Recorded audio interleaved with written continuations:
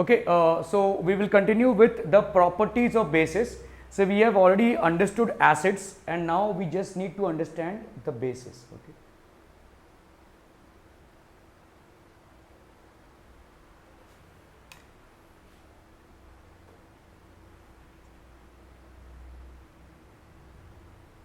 Just 1 second here. Okay, so now we just need to understand the bases, and the bases are basically less in detail for study in your syllabus, but still we will cover whatever is there. Okay, so properties of bases. Properties of bases. What do we have the properties of bases as? The first property, as we all know, is that bases turn red litmus blue. They turn red litmus blue. So the reason why? Because bases form OH minus ions, and OH minus ions can turn red litmus blue. So the first property that we have for bases is turning of red litmus to blue. Okay, now bases basically are bitter in taste. Okay, as we know, in case of acids we have sour in taste, and in case of acids we have blue litmus turning red. Okay, now bases are basically soapy to touch. Soapy to touch means that their solution is soapy. Okay, bases are soapy in solution. So bases turn red litmus blue, they are bitter in taste, they are soapy to touch.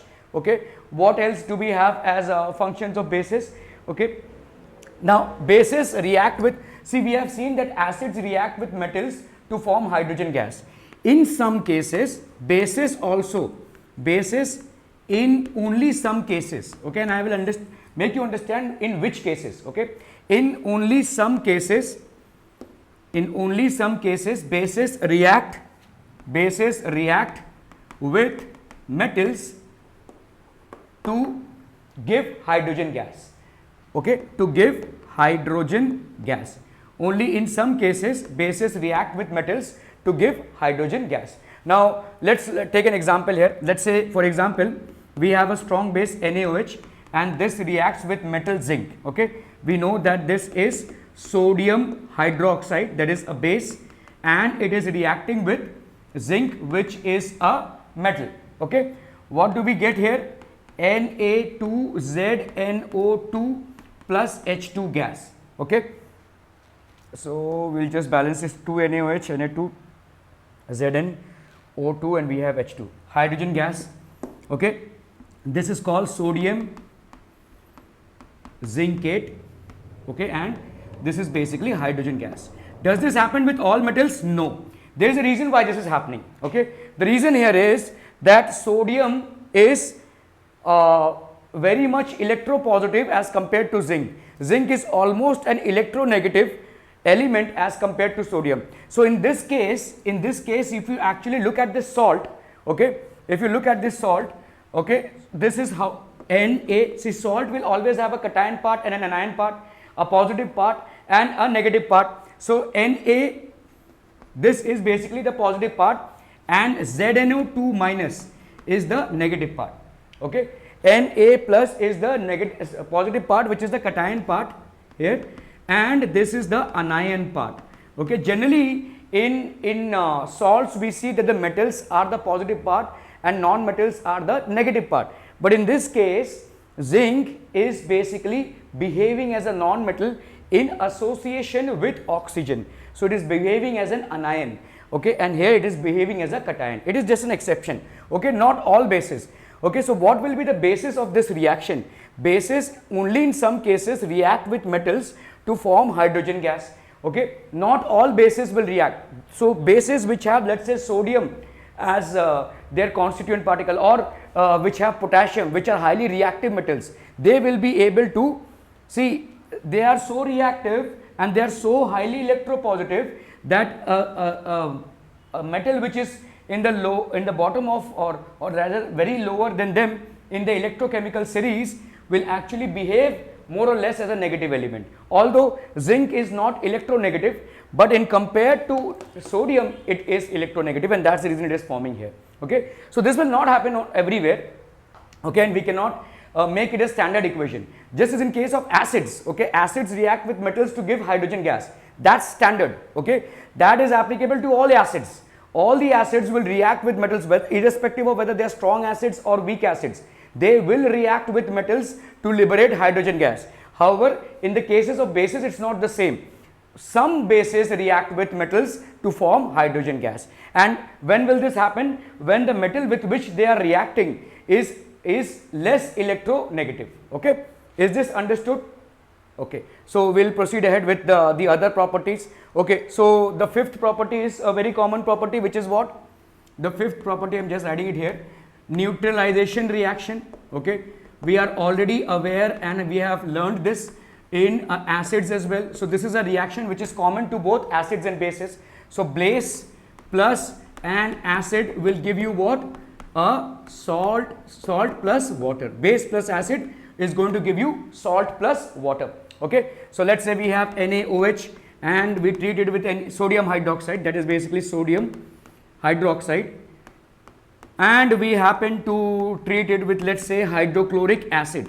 So this is hydrochloric acid. Hydrochloric acid, this is going to give you NaCl, that is sodium chloride, and water will also be formed, that is H2O. This is going to give you sodium chloride and water. Okay, so I hope this is clear. So neutralization reaction, what is the reason for neutralization reaction? Neutralization reaction, you see, neutralization reaction will have water getting formed. Where is this water getting formed from? So we know that acids on dissolving in water or in aqueous medium, acids on dissolving water on aqueous medium, they give H plus ions, and bases in aqueous medium or in dissolving in water give OH minus ions. So what are they going to form? They are going to form H2O. They are going to form H2O. Clear? Is this clear? Absolutely clear. Okay. So again, these are certain properties of bases. We are going to maybe learn. So this is pretty much about it. One or two more properties. See, non-metallic oxides. We have learnt about, acids reacting with metallic oxides. Metallic oxides are more or less bases. Okay. When acids react with metallic oxides, what is the product that we get? We get salt and water. However, when bases react with non-metallic oxides, so we have finished with the fifth one. This will be let's say sixth one. So bases plus non-metallic oxides. Okay. So we have here bases and non-metallic oxides. They will give you salt and water. This is a general reaction. Okay, this is applicable to almost all reactions. Salt and we get water. Okay. For example, one of the tests that we perform. So just in case there is hydrogen gas that is getting liberated, so we need to remind ourselves time and again, how do we know that hydrogen gas is getting liberated? It is a colorless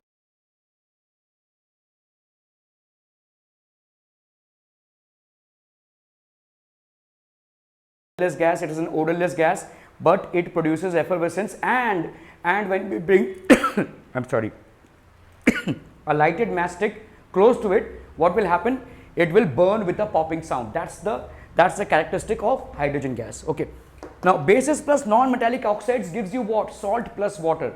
Bases plus non-metallic oxide gives you salt plus water. Okay. Now what is a base? Basically, let's say if you have sodium, or let's say calcium hydroxide. Let's take a weaker base. Okay, because we have considered enough examples for the stronger ones. Let's consider a weaker base. So let's say calcium hydroxide. Okay, this is calcium hydroxide, which is also known by the name of lime water. Okay, we know it by the name of lime water. When we pass carbon dioxide gas to it, and if you remember, this is a test for carbon dioxide gas. Okay, what happens? Carbon dioxide gas is passed into it, and carbon dioxide is what? A non-metallic oxide. Generally, non-metallic oxides are in the form of gases. Okay, carbon dioxide is a non-metallic oxide. Carbon is a non-metal and it's oxygen. So carbon dioxide is a non-metallic oxide. So calcium hydroxide getting treated with carbon dioxide, what is formed? CaCO3, and that is basically what? That is basically lime water turning milky. Lime water turns milky because the formation of calcium carbonate. Okay, so we will continue with the uses. This is basically the last part approximately for the study on bases. Okay, so we will consider the uses of bases. What are the basic uses of bases? Now, sodium hydroxide is used in the manufacture of soap, paper and synthetic fiber called rayon. Okay, sodium hydroxide is primarily used in the manufacture of soap. It is used in the manufacture of paper and a synthetic fiber called rayon. Okay. Calcium hydroxide is used in the manufacture of bleaching powder. We all know what is bleaching powder. During the rainy season or in swimming pools also, you will get that smell of chlorine basically. Okay, bleaching powder is CaOCl2 basically, and this is manufactured by using calcium hydroxide, which is CaOH2, which is also again a base. Okay, CaOCl2, when it is actually sprayed, it very gradually releases a smell of chlorine, a very strong smell, and that is actually a disinfectant. Most of the microorganisms cannot bear that smell. Even human beings cannot, but still we can to some extent. But microorganisms cannot bear that smell, and that's the reason they flee away from that site. Okay. During rainy seasons, when we have accumulation of water and moisture content is huge, there is a high possibility of microorganisms mushrooming out. Okay, and that's the reason this bleaching powder is sprayed, which spreads the smell of chlorine, and we are able to get rid of these microorganisms. Then we have magnesium hydroxide, a very common compound which is also known as in medicines it is used as milk of magnesia. Okay, Digen and all, basically it is this. See, when we consume food, our body produces hydrochloric acid, which is an important ingredient in the digestion process. Now, this hydrochloric acid basically digests the food, helps in the digestion. It has a lot of uses, but the proportionality in which it is produced depends upon our metabolism. Now, obviously, when we consume more food, then more of HCl is produced, and hence at times it creates acidity. Okay, when we consume food in higher proportions, or maybe more than what is required, then there is a high chance that we will get acidity. Of course, it depends upon different bodies as well. Okay, different human beings have different metabolism processes, and the amount in which HCl is manufactured in their stomach is basically different. Okay, so magnesium hydroxide, if the acidity is high, then what will it produce? It will produce an inflammation and it will irritate the person. But milk of magnesia, that is magnesium hydroxide, is used as an antacid, and this neutralizes the acid. That neutralizes the inflammation that is produced by the acid. So magnesium hydroxide is used as an anti-acid. Okay, sodium carbonate, we all know that bases are soapy to touch. If you remember, in the properties we studied that bases are soapy to touch. If you touch bases, they will be soapy, they will have a soapy, and the reason why they are soapy is because they, and the property by which they are soapy is basically used in sodium carbonate. Sodium carbonate is a base. As we have studied, metal carbonates are also bases. Metal oxides, metal hydroxides, metal carbonates and metal bicarbonates, all are bases because they all can neutralize acids. Okay, so sodium carbonate is used as washing soda for softening hard water. Okay, see, water is a universal solvent. If you wash clothes with water, obviously it will get clean because it is a universal solvent. However, due to the groundwater which is getting supplied to us, there is a high content of calcium and magnesium salts, and this causes hardness in water. Now, this hardness which is actually caused in water, just one moment here, this hardness which is basically caused in water, okay, needs to be neutralized, because if it is not, then water will not behave like a universal solvent, and that is done by sodium carbonate. Okay, sodium carbonate is used in the manufacturing of soaps and detergents, and these basically do what? They soften the water. Hard water doesn't mean ice. Hard water means that it is basically water with higher contents of calcium and magnesium salts. Okay, then these can be sulfates and chlorides of calcium and magnesium. Why does this get added? Because water that is coming to our houses is basically groundwater, and obviously in ground we have these minerals. Okay, so in ground these minerals react and they get added to the soft water, and that's what makes the water hard. Okay, so in order to use water for washing purposes we need to first soften it, and the process of softening of water is done by sodium carbonate, which is again a base. Okay. Now sodium hydrogen carbonate, it has multiple uses. We all will be having this compound more or less in our houses, okay, because this is what is baking powder. Okay. See, when we heat sodium carbonate, what happens is carbon dioxide is released. Now when you have this when you are making cakes or when you are making basically bread, so what happens is it actually increases in volume, right? The dough basically actually increases in volume when you make a cake. Why does it increase in volume? Because the carbon dioxide which is present in sodium hydrogen carbonate gets released, and that creates the space. Okay. So that gets released as a gas. Okay. Baking powder, that has one use. Okay. Antacid, see, if we don't have magnesium hydroxide in our house, or maybe milk of magnesia or Digene, whatever it is, when you have acidity and you have nothing in your house as a medicine, you can take sodium hydrogen carbonate, provided it is confirmed that it is acidity. Okay. So if you have inflammation in your stomach and it's confirmed that you are having acidity, then you can use sodium hydrogen carbonate as an antacid. Okay. That will also create a neutralization effect. So if you see, sodium hydrogen carbonate is what? NaSCO3, that's basically a base. Why? Because it is a metal carbonate, and metal carbonate will neutralize an acid. So this will form NaCl plus H2O plus CO2. So salt and water definitely will be formed along with CO2. Okay. So that's how CO2 will be released obviously from our body as we release it by exhalation, and salt and water will be formed.